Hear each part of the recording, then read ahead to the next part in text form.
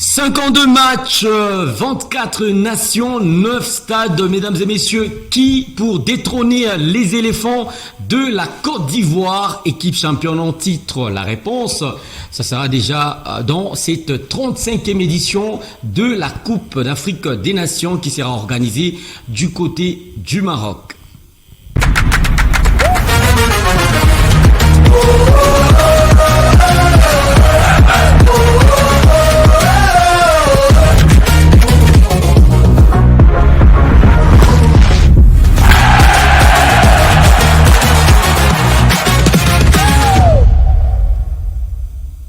Messieurs et dames, bonjour et bienvenue dans cette édition spéciale Cannes Maroc 2025. Vous êtes bel et bien sur la télévision Héritage Canal Plus 604. Vous nous regardez de partout dans le monde et sur ce plateau, j'y retrouve mes deux estimés confrères.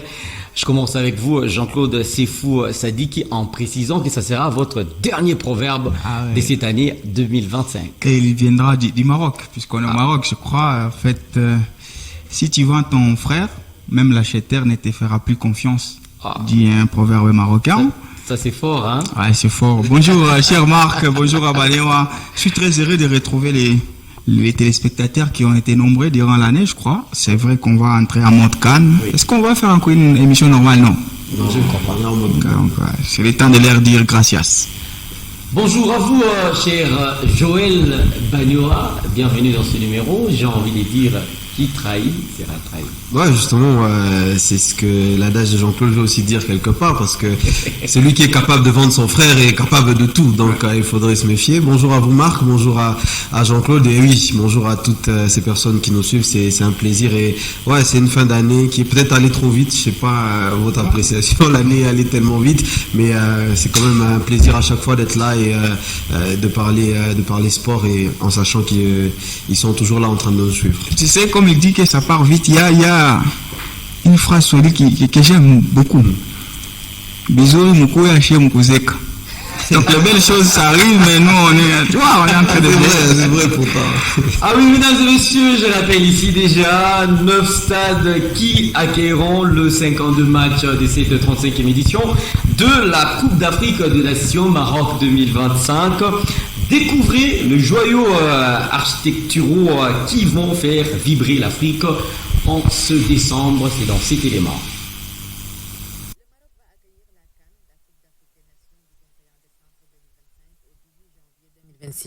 Avec 9 stades modernisés répartis dans 5 villes. Le complexe sportif Prince Moulay Abdellah sera le centre névralgique de cette CAN 2025. Avec ses 68 000 places, il accueillera le match d'ouverture Maroc-Comores, puis Maroc-Mali et Maroc-Zambie en phase de groupe. La pelouse du même stade abritera également 8e, quart, demi-finale et la grande finale le 18 janvier. Le grand stade de Tanger Ibn Battuta sera le lieu de résidence sportive du Sénégal durant le premier tour avec le Botswana, la RDC et le Bénin. Rabat aligne 3 autres enceintes, le complexe Moulay El Hassan, le stade annexe olympique et le stade El Barid destiné à plusieurs matchs de groupe et en 8e de finale chacun. Casablanca s'appuie sur le stade Mohamed V pour 8 rencontres. Agadir accueillera plusieurs grandes affiches africaines, dont Égypte, Afrique du Sud, tandis que Fès recevra aussi des matchs du groupe C. Marrakech hébergera 6 rencontres de poule ainsi qu'en 8e et en quart de finale. Avec un réseau d'infrastructures modernisé, le Maroc veut faire de cette CAN 2025 une référence sportive et logistique sur le continent. Ah oui, mesdames et messieurs, là c'était là le stade, le 9 au total pour cette 35e édition de la Coupe d'Afrique des Nations Maroc 2025. Jean-Claude Sefou Sadiki, des très belles infrastructures et surtout que c'est le Maroc. Ouais, j'ai toujours dit que les Maroc, c'est les pays européens des pays africains. Je crois ils ont pris de l'avance il y a longtemps et ils ont une politique claire dans les sports. C'est pas seulement les infra footballistiques, hein, c'est dans tous les sports où on sent que le Maroc a pris de l'avance par rapport aux pays africains. Et moi, ce qui me fait plaisir, c'est qu'au-delà même des infrastructures, ils sont un tout petit peu près, même sur les. Vous n'avez pas les débats sur les routes, sur les hôtels, comme on pouvait les avoir avant les CHAN. On a même dit dû reporter les CHAN pour ça. Donc c'est un pays qui était prêt, c'est un pays dont on sait son avance par rapport aux autres. Ils ont été tiqués dans leur ego lorsque les Ivoiriens ont plus vanté leur CAN en 2023, et donc les Marocains veulent corriger un peu ça et faire ça. Moi, j'aime l'émulation qu'il y a maintenant parmi les pays africains. Ça veut dire que quand un pays organise une compétition continentale, le pays fait en sorte que ça soit vraiment un exploit, un événement à grandeur nature. Et quand l'autre va venir, c'est un challenge, c'est un défi pour lui, et donc il va encore faire mieux. C'est comme ça que les Européens ont évolué, et c'est comme ça que l'Afrique est en train de le faire. Moi, j'apprécie ce qui se passe. 9 stades pour 24 nations, je crois que c'est beaucoup. Il n'y aura pas des matchs qui vont se jouer 2 fois dans un même stade. On va voir comment la pelouse va se comporter, puisque c'était un défi lors de la CAN en Côte d'Ivoire. C'était pas une qualité subliminale. Je vais voir déjà, il y a des caméras qu'on nous promet une technologie XXL. Donc pour moi, je suis fier de voir que le Maroc va donner une petite leçon aux pays africains. Ça sera pour le compte de la CAN, ça sera la CAN qui sera appréciée. Et surtout, une autre chose, c'est qu'aujourd'hui, il y a une très forte diaspora marocaine ou arabe à travers le monde. Donc tous ces Arabes-là vont suivre cette CAN. Il y a beaucoup de diffuseurs d'ailleurs, c'est la CAN qui va faire les records en termes d'argent et tout. Donc moi j'aime que ce soit les Maroc qui prennent en tout cas ces lauriers, puisque ça fait longtemps que c'est un pays qui investit énormément dans son sport. Joël Bagnot, malgré un calendrier tellement surchargé, avec des événements rapprochés, il y a eu la Coupe d'Afrique de Dames, déjà dans l'avenir il y aura une organisation mondiale, il y a eu aussi la phase de play-off justement de ce barrage Coupe du Monde 2026 qui a été organisée toujours du côté du Maroc, mais on sent dans l'organisation de cette 35e édition, c'est un pays marocain vraiment qui rassure sur tout le point. Oui, le Maroc est à l'ère du temps. C'est ce qui se fait de bien dans le monde que les Marocains essaient de copier. Et c'est intéressant ce que Jean-Claude disait par rapport à l'État, parce que il y a vraiment une vision qui vient de très très haut par lui-même le roi du Maroc. Ensuite, c'est bien assimilé derrière et on se rend compte que voilà, c'est une affaire d'État, c'est une affaire de l'image de tout un pays. Et je crois que le Maroc permet aussi justement à l'Afrique de ne pas être trop en retard, parce que quand on regarde la qualité de ces stades-là, ça n'a rien à envier à d'autres stades qu'on voit sous d'autres cieux. Parce qu'on a vu certaines d'autres compétitions, on vient de la Copa América récemment, on a vu ce que les États-Unis ont proposé en termes de stade, il y a eu la Coupe du Monde des clubs juste après, donc c'est ça le niveau aujourd'hui sur lequel évolue le football. Et quand il y a cette Coupe d'Afrique des Nations qui, on se rend pas compte depuis quelques années, est en train aussi de prendre une nouvelle dimension. Jean-Claude a parlé de la CAN en Côte d'Ivoire, c'est une CAN qui a beaucoup fait parler à travers le monde, et là c'est le Maroc qui vient, heureusement pour nous, parce que le Maroc va peut-être contrairement à d'autres pays, eux ils vont faire monter un petit peu le curseur un peu plus haut, et ça permet à ce que l'Afrique ne soit pas en retard par rapport à l'évolution du football. Le plus important, c'est aussi les joueurs, on l'oublie, parce que beaucoup de joueurs avaient cette difficulté là. Quand tu quittes je sais pas moi, l'Angleterre, la première ligue, tu quittes l'Espagne, tu viens jouer la CAN qui est organisée, je sais pas, au Mali ou en Guinée équatoriale, tu retrouves pas les mêmes conditions. Mais aujourd'hui la CAF, et grâce à des pays aussi comme le Maroc, qui font en sorte que ces joueurs là retrouvent le même cadre de travail. Et c'est pour ça qu'on aura un bon football, on aura des joueurs qui vont pouvoir se plaindre le moins possible, parce qu'on aura des belles pelouses, d'un bon stade, des bons terrains d'entraînement, des hôtels d'une grande qualité, et ça fait en sorte qu'on a quand même un pays qui s'aligne dans la nouvelle vision footballistique au monde. On a pas, Jean-Claude a parlé des droits télé, ça aussi, ça va faire partie de ce que le Maroc va encore bénéficier, parce que cette CAN fait de plus en plus parler d'elle, et je crois qu'en termes d'expérience, en dehors des footballeurs, je crois que même les visiteurs, même le Marocain eux-mêmes, je crois qu'ils vont profiter d'un très beau spectacle, et c'est ce qu'on veut pour le continent africain, et c'est bien parce qu'on n'est pas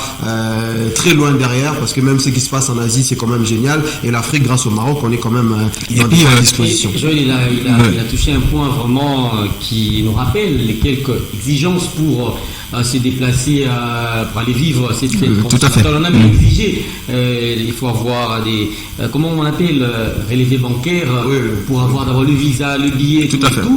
Et ça montre cette forme de proximité entre l'Espagne et le Maroc. On sait déjà, le Maroc, c'est la porte de l'Espagne. Ouais, ce sera la plus belle des CAN, je pense. Aujourd'hui, c'est une très bonne chose pour eux. Et on le doit aussi, en quelque sorte, à Patrice Motsepe. Depuis son arrivée, je crois qu'il mise sur les normes à respecter. Oui. C'est vrai que c'est encore en termes d'échelon. Quand tu joues la CDCAF, il y a un certain nombre de stades qui peuvent être ouverts, et la Ligue des Champions en montant jusqu'au niveau de la Coupe d'Afrique des Nations. Et autre chose, que ça va rendre un tout petit peu difficilement les candidatures. Tu vois, par exemple, moi je suis congolais, je le dis. on finit la CAN 2026, celle qui vient, la RDC n'est pas candidate. Je crois rien. Même si on a les moyens, ça sera difficile parce que déjà on va présenter quoi? On appelle quoi les paquets-vous là? C'est un paquet-vous qui a l'impression d'être noyé des stades de martyrs. Si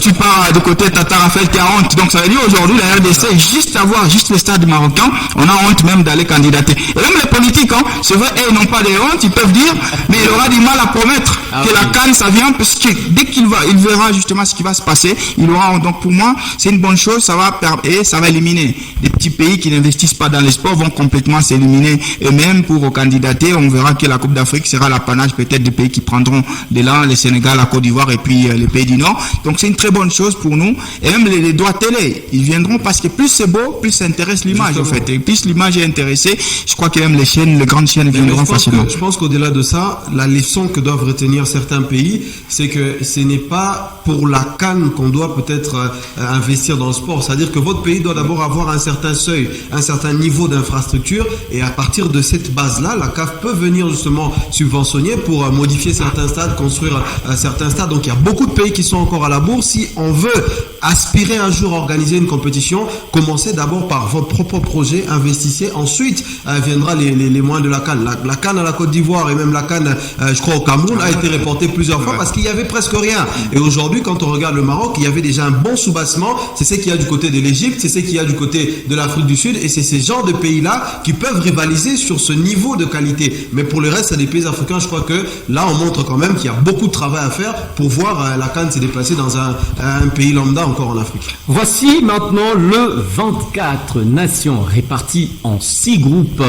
La présentation de différentes poules. On commence avec le groupe A et B. On retrouve, vous allez regarder mesdames et messieurs, il y a d'abord la sélection comorienne, il y a les aigles du Mali, les lions d'Atlas du Maroc et les Chipolopolo Boys de la Zambie. Et dans le groupe B, on retrouve les Palancash Negras d'Angola, on retrouve les Pharaons d'Égypte, également l'Afrique du Sud et le Zimbabwe. Et dans le groupe C et D, vous êtes en train de regarder, il y a le Nigeria, la Tanzanie, la Tunisie, également l'Ouganda. Et dans le groupe D, on retrouve le Bénin, le Burundi, également, plutôt Botswana, la République démocratique du Congo et les Lions de la Teranga du Sénégal. On enchaîne avec les 2 derniers groupes. Il y a l'Algérie, le Burkina Faso, la Guinée équatoriale, le Soudan. Et dans le groupe F, nous avons le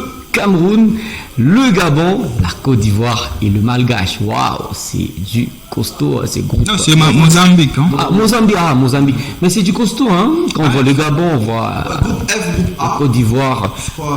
Alors, nous allons prendre juste une petite transition. On revient pour maintenant dénicher les têtes d'affiche en rapport avec ces différents groupes. Je rappelle ici, mesdames et messieurs, vous êtes bel et bien sur Héritage à travers ce plateau spécial Cannes 2025.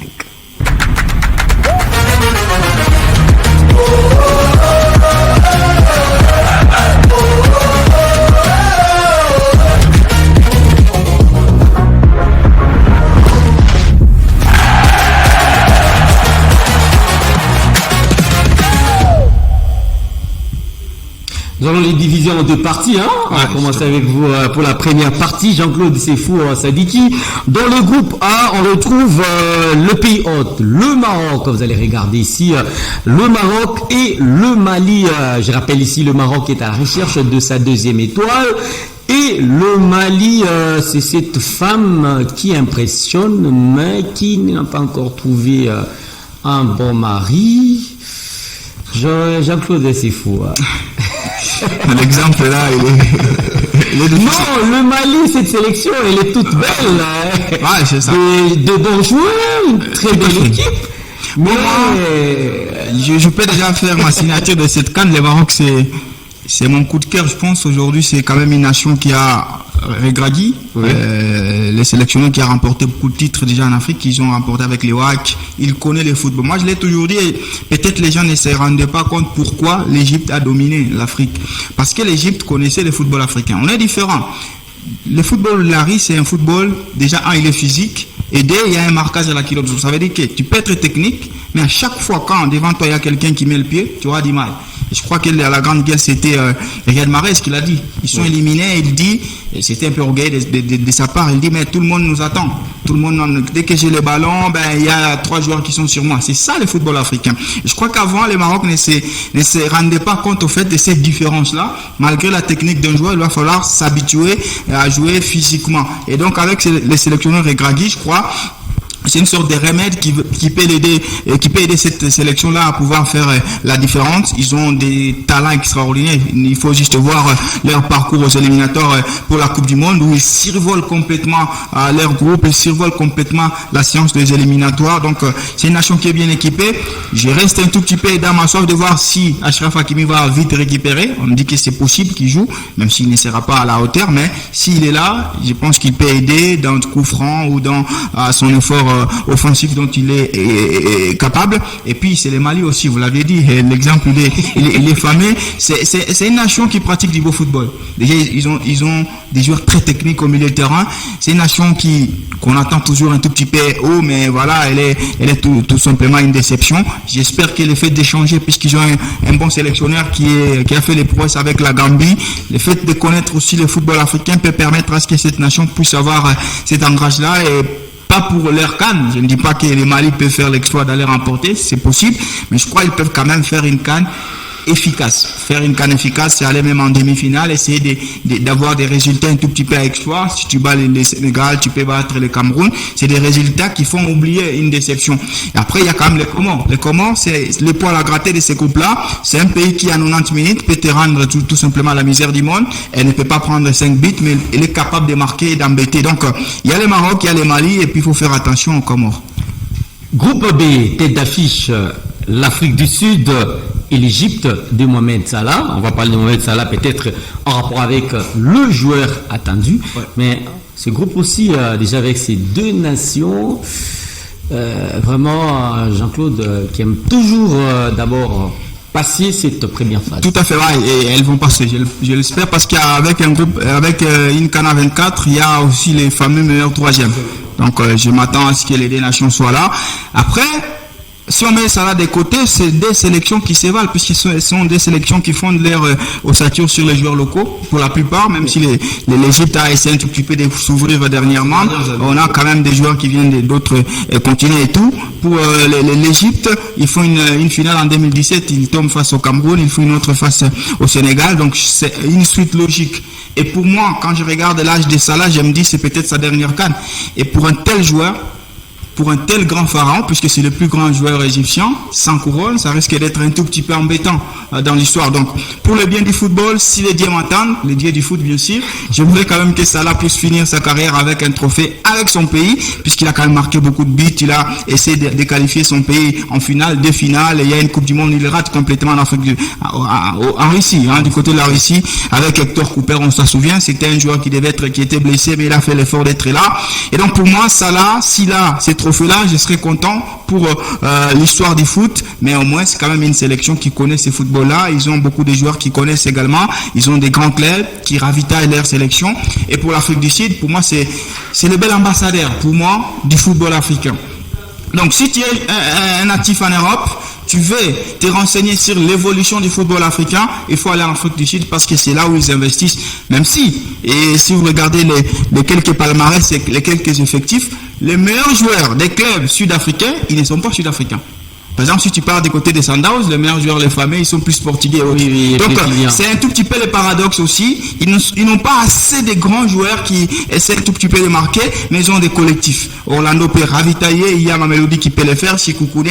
Et pour moi, ça sera donc l'ordre du football africain qui sera là. L'Afrique du Sud peut facilement embêter l'Égypte. Cette parenthèse, Joël Banewa, l'Afrique du Sud qui traverse des moments tellement difficile, surtout le staff technique, je rappelle ici, Hugo Broos, après sa sortie médiatique, il a essayé un peu d'utiliser des mots forts, d'où un parti politique du côté de l'Afrique du Sud juge des paroles racistes et d'ailleurs aussi sexistes.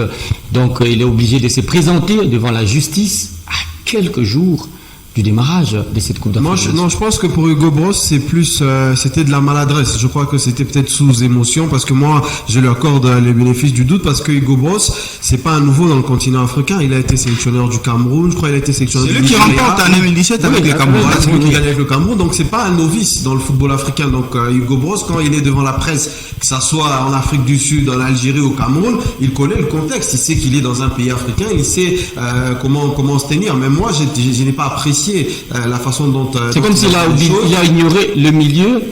Oui, c'est comme si l'Afrique du Sud. Moi, j'ai l'impression que c'est plus de la maladresse, c'est plus voilà, peut-être une erreur dans sa façon de communiquer. Ça peut être volontaire, je ne sais pas, mais je crois que pour un entraîneur aussi expérimenté que Hugo Broos, c'est un véritable faux pas. Mais je pense que la fédération quand même sud-africaine de football ne doit pas s'agiter. C'est vrai, il va être présenté devant la justice et ça peut s'arrêter par là, peut-être une amende ou quoi que ce soit, mais de là à aller fragiliser toute la sélection, je crois que le moment n'est pas opportun. On est à quelques jours du début de la compétition. Je crois qu'il se prépare déjà pour la CAN. Les joueurs doivent arriver normalement dans quelques heures. Donc c'est de la maladresse. Ça peut arriver, mais je pense que voilà, ils peuvent outrepasser ça.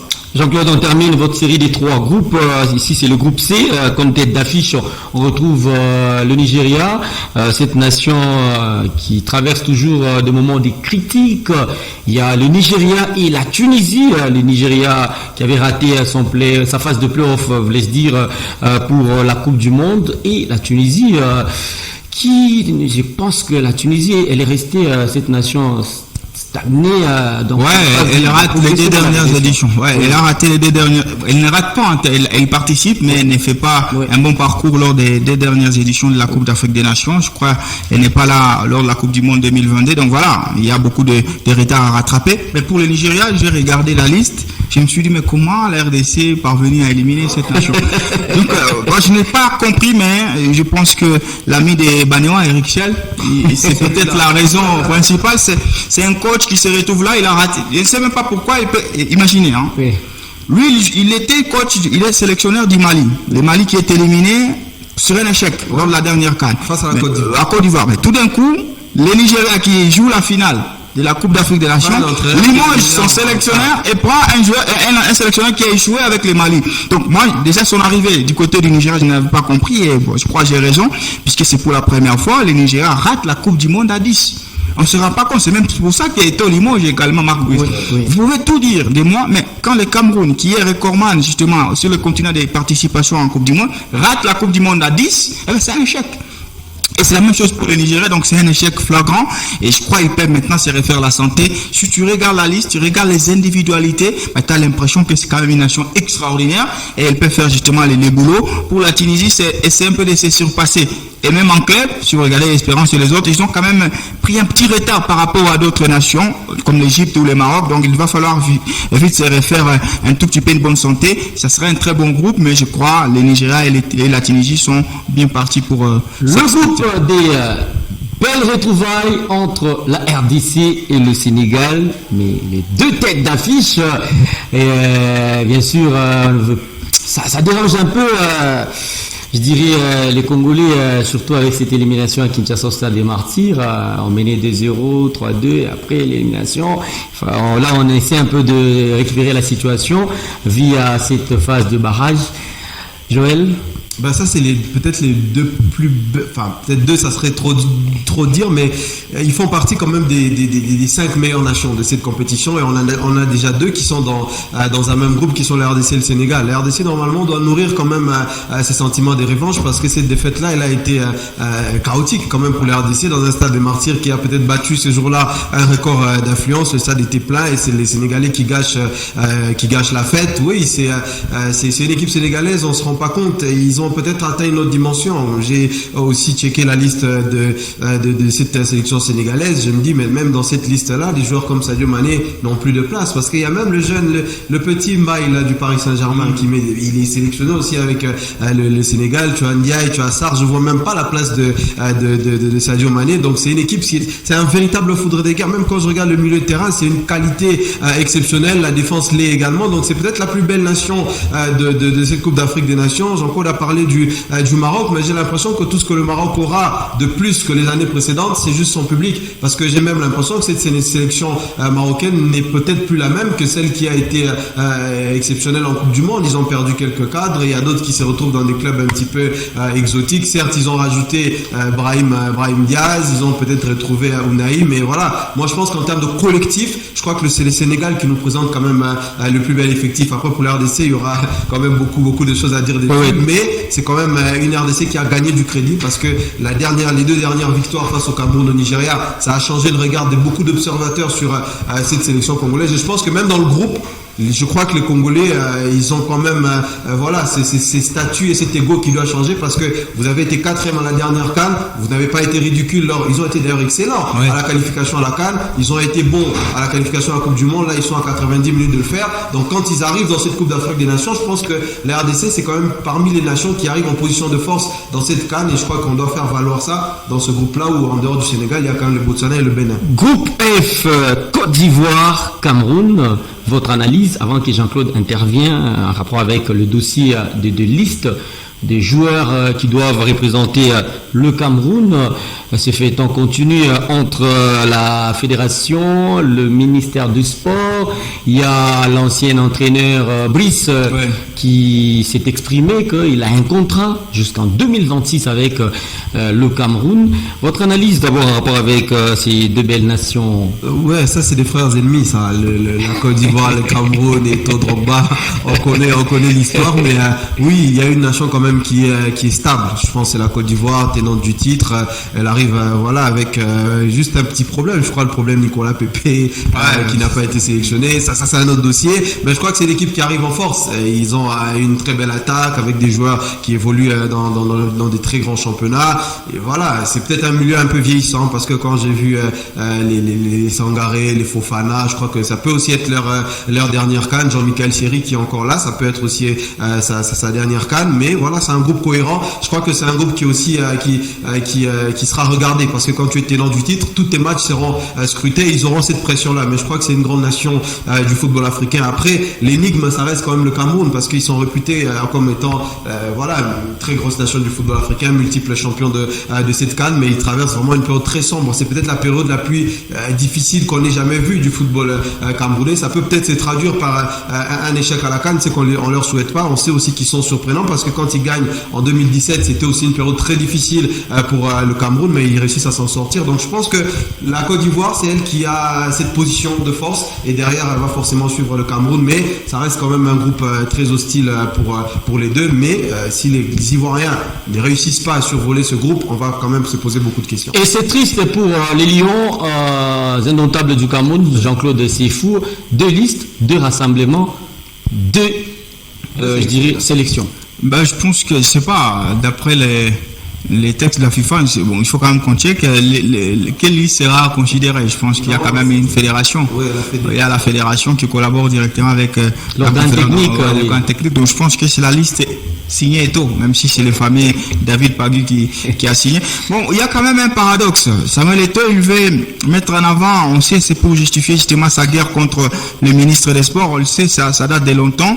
Pour justifier ça, il dit on a raté la Coupe du Monde. Et il a raison justement de mettre au placard monsieur Marc Ruiz, parce que c'est quelqu'un, certes il a eu quand même beaucoup de résultats pour les éliminatoires de la Coupe d'Afrique, mais c'est un mec aussi qui n'a pas sa langue dans sa poche, tu vois. Quand tu es quand même dans un pays, il y a des fils du pays qui se battent, n'entre pas dedans, mais j'ai l'impression qu'il veut toujours commenter chaque geste de Samuel Eto'o, alors qu'Eto'o lui ne cite même pas son nom depuis leur rivalité. Eto'o a pris ses responsabilités en tant que président, mais je pense qu'il règle un tout petit peu ses comptes un peu trop vite sans mettre en avant les Cameroun, puisqu'il se vend toujours de mettre en avant les Cameroun, mais j'ai l'impression qu'il satisfait plus son ego, puisque quand il met de côté certains cadres comme Vincent Boubacar, il met de côté comme les gardiens Onana, j'ai l'impression que là c'est un règlement des comptes entre Eto'o et ces joueurs-là, puisqu'ils ont quand même désavoué lors d'un fameux discours, et surtout à Boubacar et autres. Après le match face à la RDC, moi je m'attendais à une réaction de la fédération.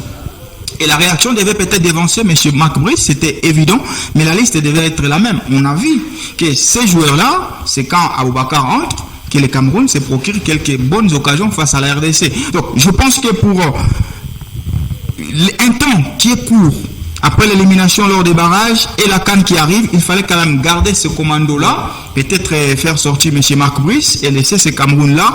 Mais là, il a quand même un tout petit peu déchiqueté certains de ses joueurs.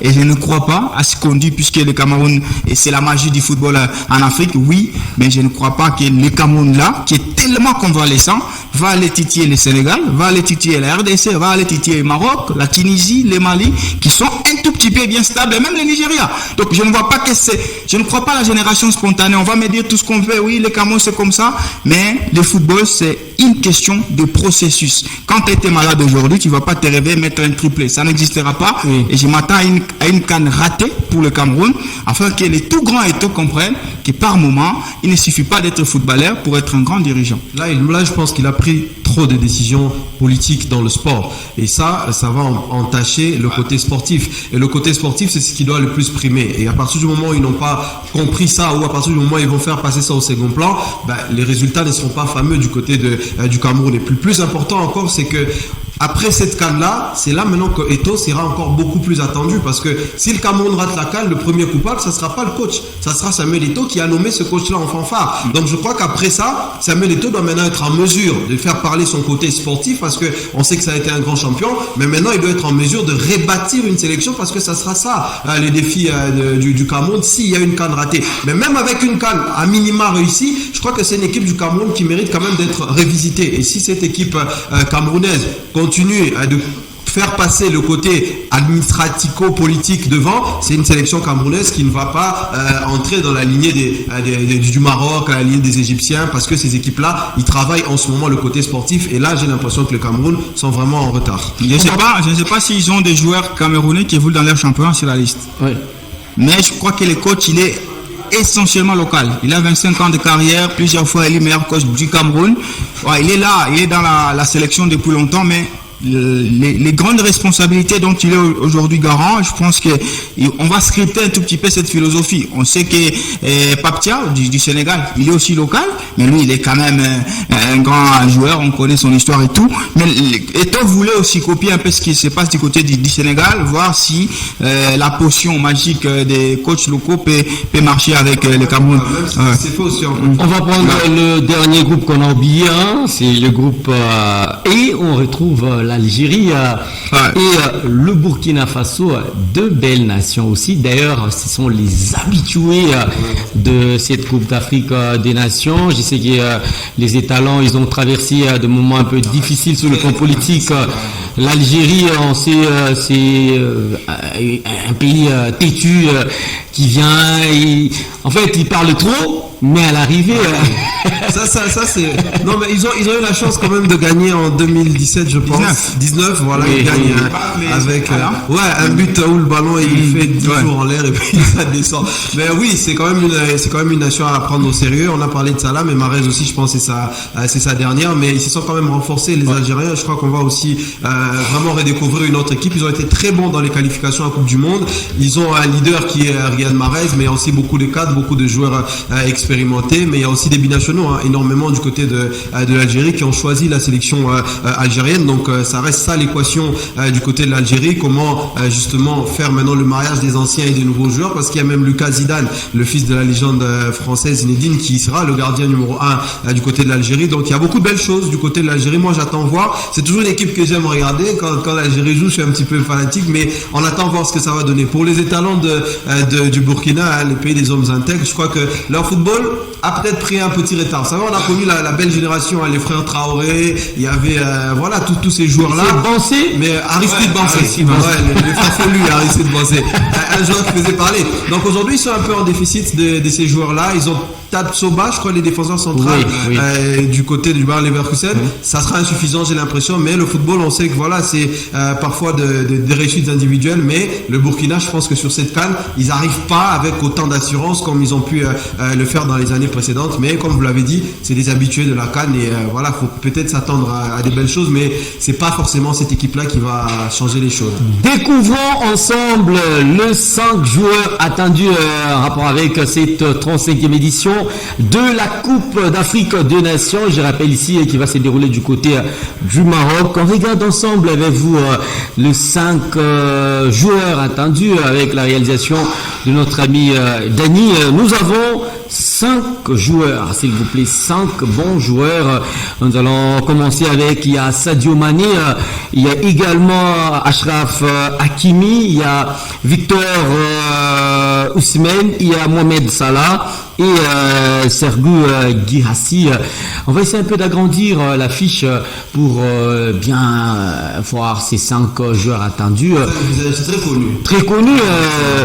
Moi, j'ai l'assurance avec peut-être Mohamed Salah. Je doute fort Sadio avec cette génération dorée du côté du Sénégal qui arrive.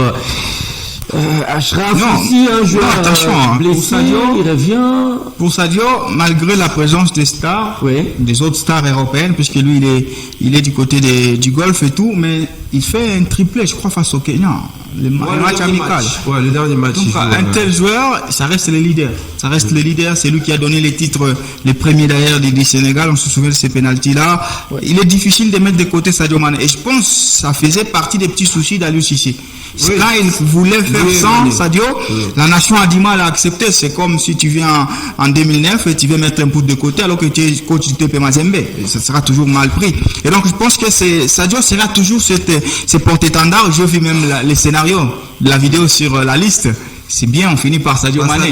Donc ça reste, les jeunes joueurs vont, c'est Messi en 2022. Il y a une belle génération derrière lui, mais on essaie toujours de porter Messi devant et ça sera la même chose. Et je pense que les 5, c'est le seul qui sera bien équipé. Ça veut dire qu'il n'a pas tellement la pression, il peut se satisfaire de faire une passe à un Iliman Dia qui fera un doublé. L'essentiel, c'est que le Sénégal passe au prochain tour. Donc je pense que c'est le seul des 5 dont la sélection ne dépend forcément pas de lui. Il peut être brillant, mais il y a d'autres qui peuvent faire le travail pour lui. Du côté du Nigeria avec Victor Osimhen, on attend quand même un peu plus de lui, même si on sait qu'il y a également Lookman qui peut faire les jobs et tout. Salah, il est seul. C'est peut-être ça la faiblesse de l'Égypte, c'est qu'il n'y a pas d'autres qui peuvent prendre un match où Salah est bien marqué à la culotte, essayer de faire un doublé pour permettre à l'Égypte de gagner. On a vu la dernière Coupe d'Afrique des Nations. C'est une nation qui a été complètement muette. Pourquoi? Puisque Salah a été bien quadrillé. Pour Achraf blessé, tout à fait, oui. Achraf Hakimi, bon, on garde un peu nos gants puisqu'on sait il y a un événement malheureux qui est arrivé sur lui avec la blessure. C'est une cheville quoi? Je ne sais pas à gauche, je ne sais pas s'il va vraiment se rétablir aussi vite, même s'il reste optimiste. Mais je crois que c'est plus Sadio qui est bien accompagné, qui peut se permettre de ne pas être bon et que la nation peut facilement. Il a soifé à ce moment Salah. Ouais, c'est ça. Qui continue encore une fois d'observer les restes des nations avec leur faire des lances, de gagner des trophées. J'ai fait allusion ici à Sadio Mané qui avait gagné un trophée avec le Sénégal, la Côte d'Ivoire récemment avec il y avait autant de vétérans, de doyens, mais il y avait un jeune, c'est qui encore, j'ai oublié, ces jeunes ici. Adengra, c'est lui de Brighton. Il ne sera même pas là, malheureusement. Dernière canne pour Salah. Obligé de gagner cette compétition. Obligé de gagner parce que quand vous regardez la carrière de Mohamed Salah sur le plan individuel en club surtout, il a été un très grand joueur. Moi je les place parmi les plus grands joueurs du continent africain. Pour moi, si je fais un top 2, je vous assure, je mettrai Mohamed Salah dedans parce que c'est quoi? C'est 2 Ligues des Champions. Il donne la première Ligue à Liverpool qu'il n'a plus gagné, je sais pas, il y a 80 ans, 50 ans. Donc il a été très bon dans sa carrière en club. Mais maintenant c'est une affaire de nation. Et ce qui est dur avec Mohamed Salah, c'est qu'il joue 2 finales. Et ça, c'est pas donné à tout le monde. On a vu la belle histoire de Messi qui a quand même lui raté la finale 2014. Il gagne en 2022. Lui, il a perdu 2 finales. Il perd en 2017. Il perd aussi. Il perd en 2021 au Cameroun face à son ami Sadio, ancien coéquipier de Liverpool. Donc Salah n'a pas eu beaucoup de chance et je crois que cette année j'ai l'impression qu'elle sera beaucoup plus difficile que celle d'avant parce que on a vu les nations, on voit les forces du Sénégal, on parle du Maroc, on parle de toutes ces nations. C'est difficile pour lui de pouvoir s'en sortir, mais je crois que pour un tel joueur, voilà, qu'il gagne ou pas cette CAN-là avec l'Égypte, je pense que ça sera quand même aux yeux de plusieurs l'un des plus grands joueurs de l'histoire de l'Égypte parce que lui, au-delà d'avoir fait une très grande carrière à l'international, il a quand même, moi je suis égyptien, je ne serai pas trop dur envers lui parce qu'il a tout donné et il a perdu sur des détails. Non, il ne faut pas faire ça, c'est un très mauvais juge puisque avant que Messi ne gagne la Copa ou les deux Copas avec l'Argentine, la Coupe du Monde, je crois, il était incognito avec sa sélection. On disait c'est un grand joueur. Les gens pensaient qu'il était plus catalan qu'argentin. Ouais. Et c'est la même histoire avec Salah. S'il ne gagne pas, on va oublier complètement les Salah en Égypte. On va peut-être dire que c'est une légende à Liverpool, mais en Égypte, il ne sera pas une légende.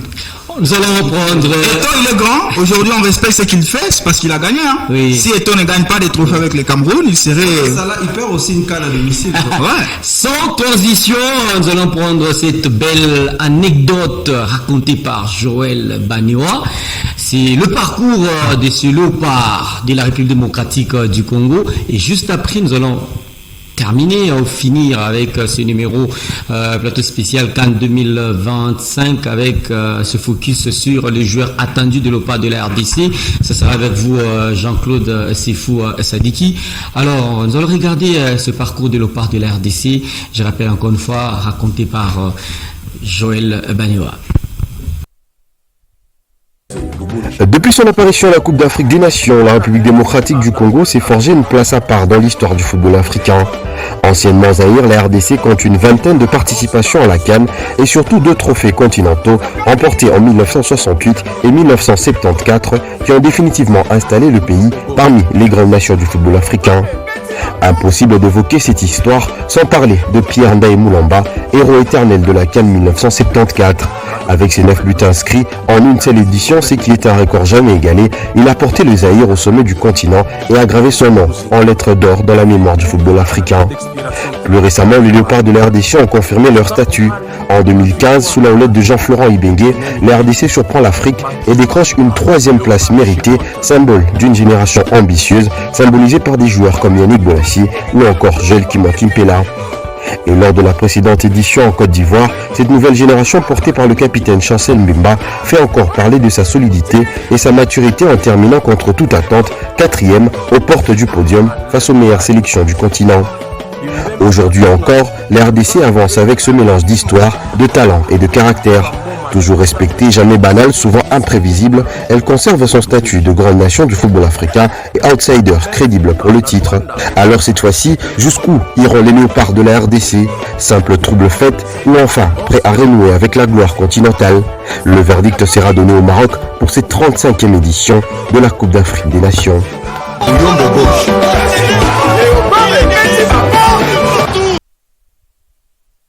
DC signé par Joël Banioua. Non, je crois le titre, l'air de cette mais il est face au Burkina Faso. Vous êtes courageux malgré jeune, vous êtes parti fouiller un peu chercher. Alors, avec vous, Jean-Claude Sefou Sadiki, le joueur attendu en rapport avec cette sélection de léopards de la République démocratique du Congo. Nous rappelons que le match amical qui devrait avoir lieu face au Palan-Cachiné grâce à l'Angola a été reporté. D'ailleurs, on va analyser. Sauf changement, je crois, il y a la Zambie, hein. Ouais. Demain, mardi plutôt. Ouais. Alors avec. Bon, je vous avais dit que je suis peut-être le seul Congolais à être parfaitement d'accord avec Sébastien Desabre sur sa liste. Là, vous attaquez Banioua directement. Non, en fait, Desabre et moi, on a une chose en commun. Desabre et moi, on a une chose en commun, c'est la logique, en fait. Voilà. La logique, elle a été respectée. Je crois que je suis d'accord avec les 26 léopards appelés par M. Desabre et ça m'a fait tellement du bien. Alors, sur cette liste, il y a l'expérience qu'il faut mettre en avant, et puis il y a aussi la jeunesse, puisqu'il y a certains jeunes qui sont venus et qui commencent petit à petit à prendre un tout petit peu du pouvoir, notamment Noah Sadiki ou si vous voulez encore Nathanaël Mboukou. Mais je veux commencer par l'expérience, et quand on commence par l'expérience, on voit les léopards les plus capés en sélection, c'est Chancel Mbemba, donc les demi-dieux, voilà. C'est un joueur, et je crois que son but face au Cameroun, je crois, on va le voir. Ouais, son but face au Cameroun, il a déjà l'affiche de Chancel Mbemba. Qui illustre l'importance qu'il a, non seulement dans les vestiaires, puisque c'est un grand frère pour beaucoup, mais également sur les terrains. Sur les coups de pied arrêtés, Chancel a toujours été très important.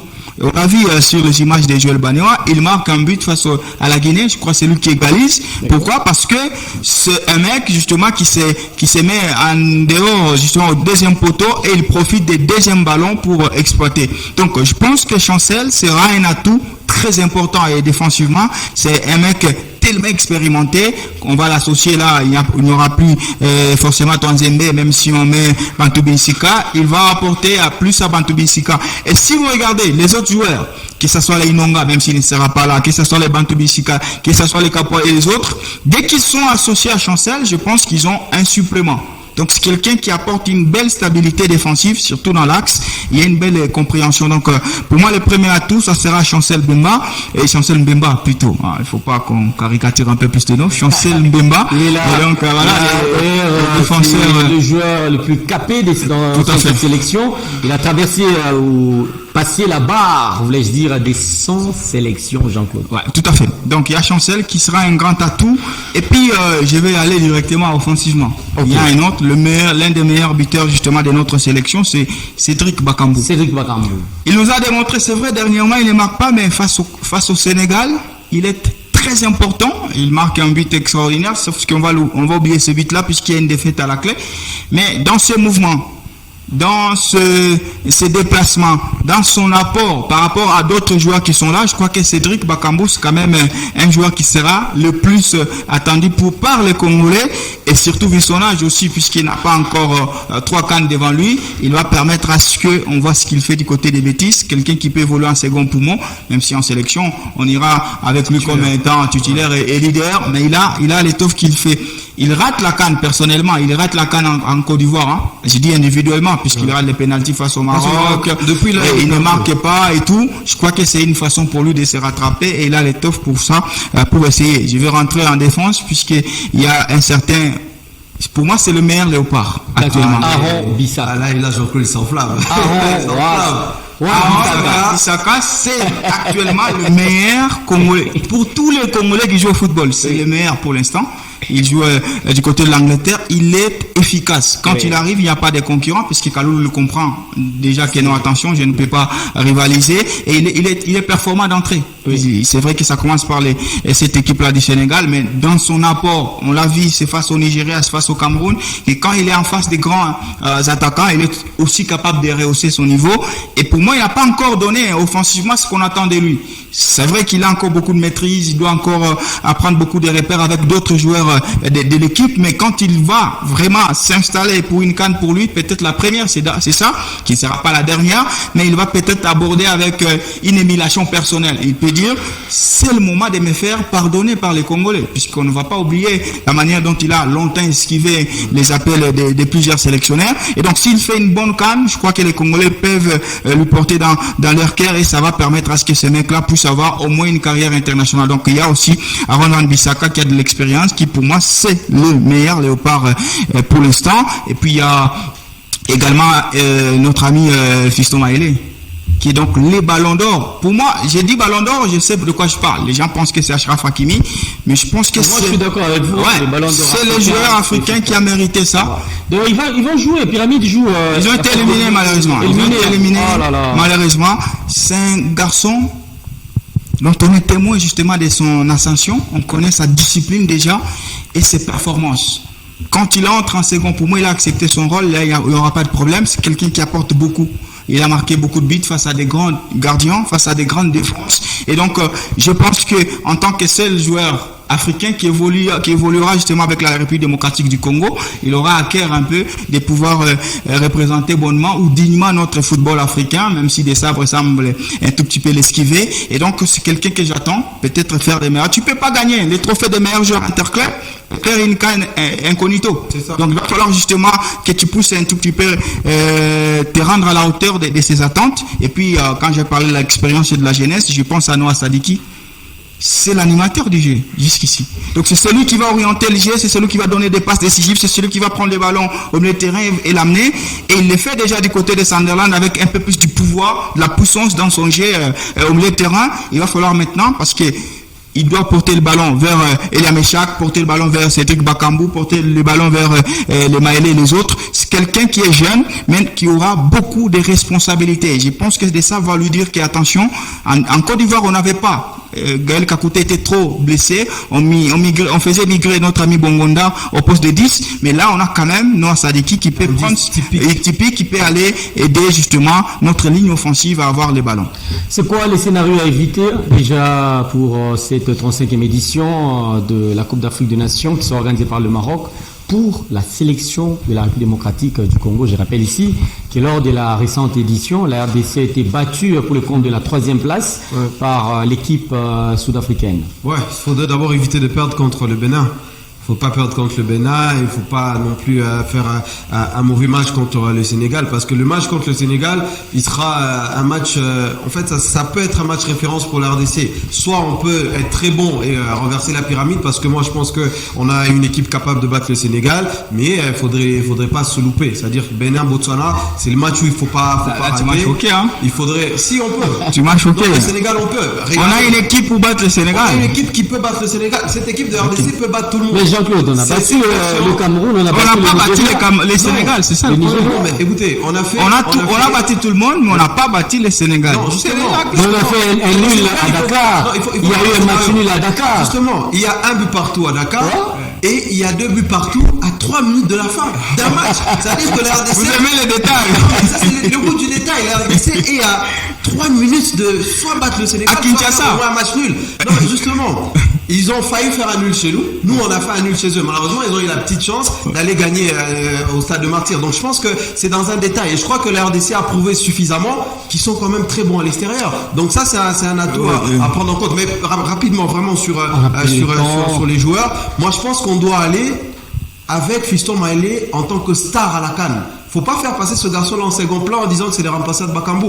On a, s'il vous plaît, le meilleur joueur qui évolue sur le continent africain. C'est-à-dire, quand on part avec un tel joueur à la CAN, je pense que même en termes de communication, même en termes de gestion de son image, la RDC doit faire prévaloir cette récompense individuelle de ce joueur-là qui partira à la CAN. Et je crois que même pour la CAF, s'ils ont fait passer au second plan ce ballon d'or-là, mais je crois qu'au moins pour cette compétition, pour la CAN, je crois que Fiston Maëlé ne doit pas passer comme un joueur lambda dans cette... Mais en termes d'image, je pense que la RDC ne peut pas se permettre de perdre face au Sénégal et de ne pas arriver en demi-finale.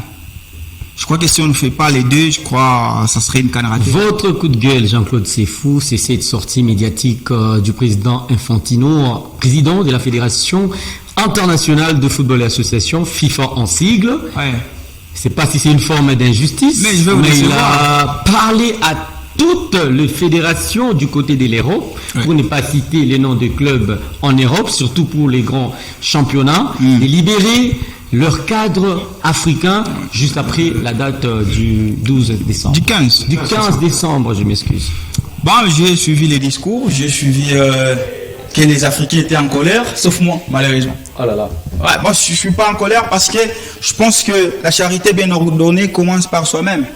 La CAN ici, elle ne devait pas se jouer en décembre. C'est une CAN qui a été repoussée.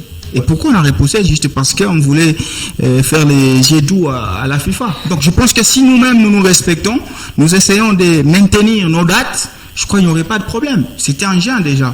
Mais on a laissé place à la Coupe du Monde des clubs, une compétition des galas. Puisqu'aujourd'hui, qui peut me parler encore de la Coupe du Monde des clubs? Celle qu'on a vue récemment avec Chelsea. Même les Blues, ils ont oublié complètement qu'ils avaient gagné la Coupe du Monde. Donc, je pense que nous ne sommes pas respectés. Et quand les gens parlent du football africain, il faut circonscrire. C'est quoi le football africain? Le football africain, c'est Mohamed Salah qui est pris justement en charge par Liverpool, qui est payé par Liverpool, ou le footballeur africain, c'est Fiston Maëlé, c'est celui qui évolue à Mamelodi Sundowns. Est-ce que Infantino a dit aux joueurs de Mamelodi de ne pas se présenter dans leur sélection avant les 15 jours? Il n'a pas dit ça. Mais il a dit justement qu'il y a des clubs qui investissent sur certains joueurs et des clubs qui pouvaient, c'est ça, profiter un tout petit peu des services de ces joueurs-là. Après, il peut y avoir entente entre les joueurs quand ils signent son contrat avec les autres. Tu fais ça, c'est qui a Sébastien Haller, il n'accepte pas. Parce que dans ces clauses, il demande au club que quand la sélection va m'appeler, c'est hop, j'accepte. Mais il y a d'autres joueurs qui, pour aller signer, ils voient d'abord de l'argent et tout. Donc, je ne vois pas en quoi M. Fantino a manqué de respect aux Africains. Je pense juste que c'est aux Africains de se respecter. Si cette CAN se joue à la date établie, je crois qu'il n'y aurait pas de problème. Sauf que nous, on a repoussé. Et d'ailleurs, il y a une autre CAN qui arrive, c'est en 2027. Imaginez, vous finissez une CAN en janvier 2026. Et puis, il y a une autre qui arrive en 2027. Comment vous voulez que les gens vous prennent au sérieux alors que du côté de l'Europe, ils ont un héros qui arrive tous les 4 ans. Nous, on joue tous les jours. Mais il faut quand même être rare par moment. C'est ça. Non, mais moi je parle lancer le débat. Non, 30 secondes, c'est bon. Jean-Claude a raison, mais seulement, au-delà de tout ça, au-delà du fait que l'Africain lui-même n'a pas donné la valeur à sa compétition, mais il y a quand même le respect étatique. C'est vrai qu'on a exposé les respects, la considération de nos sélections, mais je pense quand même qu'à un moment donné, il faudrait avoir cette compréhension-là. L'Africain a fait une erreur en organisant en janvier, mais quand on parle d'une sélection nationale, s'il vous plaît, je pense que ça doit être à l'intérêt suprême de tous les joueurs. Le club ne sont pas obligés de respecter ça parce que c'est leur droit, mais je pense que humainement parlant, je crois qu'il faudrait quand même avoir cette compréhension et se dire que l'Africain a peut-être son côté désorganisé, mais quand on parle d'un pays, c'est l'histoire du cœur. Et alors, je vous invite de rejoindre pour la désannonce de ce numéro. Avec le micro ou bien? Venez avec le micro, avec la complicité de notre ami Basile Bilali. Il y a Dani, bien sûr, assisté aussi à nos stagiaires. Mesdames et messieurs, c'est la dernière édition, je crois, de l'année 2025. Bien sûr, il y aura full Cannes. Ce sera une forme de journal pour la Coupe d'Afrique des Nations.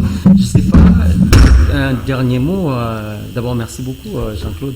La saison était vraiment longue pour nous. Ouais, justement, comme d'habitude, avec une année pleine de football, pleine justement des sports et tout. Bon, moi, je ne peux que dire mes vœux les meilleurs à tous ceux qui nous ont suivis durant toute cette année. Je sais qu'on va encore se revoir pour les journaux de la CAN et tout, mais en termes d'émission, c'est une dernière. Ça a été un plaisir.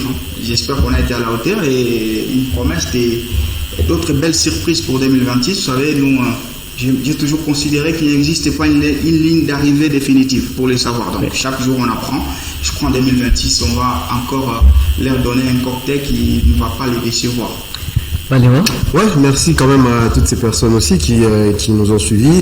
Et voilà, c'est à chaque fois un plaisir. On se dépasse, on se surpasse. C'est avec beaucoup de passion qu'on le fait, je pense. Et c'est un honneur à chaque fois d'être là et de partager. C'est une passion commune qu'on a parce que ceux qui nous regardent, ils nous regardent parce qu'ils aiment le foot. Et nous, on est là parce qu'on aime le foot et le sport en général. Donc c'est une vraie cohésion qu'on a avec nos différents téléspectateurs. Ils peuvent parfois être d'accord, parfois ils peuvent être d'accord avec nos différentes analyses, mais ça reste à notre travail, c'est aussi ça leur rôle, donc c'est ça la beauté du sport et c'est avec beaucoup d'émotion vraiment que je leur dis merci pour cette année 2025 et forcément mes vœux à toutes ces personnes-là et particulièrement aussi parce qu'il y a eu quand même cet événement malheureux, les décès de Chico Chindi au hasard. Moi je présente vraiment mes sincères condoléances à toute la famille biologique mais aussi à la famille sportive. C'est ça la vie, elle est ainsi faite et voilà, l'année 2025 s'achève par cette triste note, mais on est là pour la CAN et on espère que la RDC va aller très très loin. Ah oui, merci à la grande équipe, mesdames et messieurs. Je vois Prince Mutoka le frère, également Christian Kassindi,